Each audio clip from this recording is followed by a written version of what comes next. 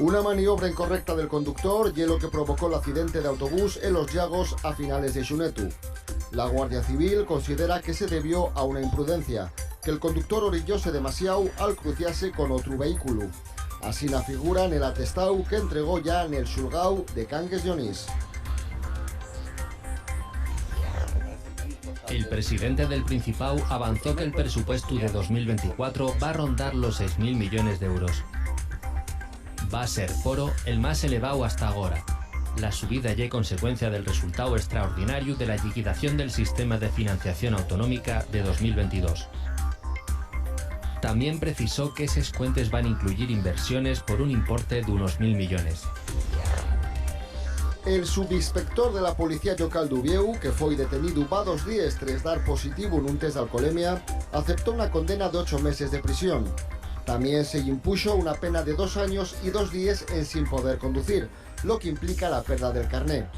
El policía fue sorprendido cuando circulaba en sentido contrario pela Avenida del Cristo.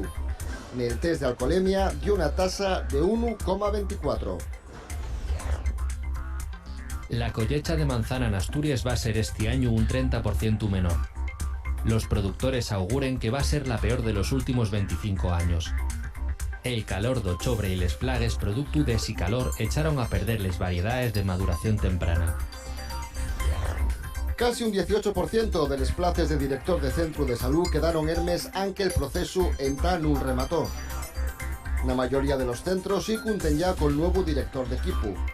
El sindicato médico tiene rocea de algunos de los profesionales que van a ocupar ese puesto, pero cree que con tiempo van a llegar a cubrir todos los places. 70 expertos van a dedicar durante los próximos 3 días Nubieu sobre construcciones defensivas de distintas dòmines històriques per tot el norte peninsular. Faenlo en el 5º Congreso Internacional de Fortificaciones. Nel fálase de actuaciones de caltenimiento y restauración llevadas a cabo en muralles, castillos o baterías de artillería, por ejemplo, en Asturias.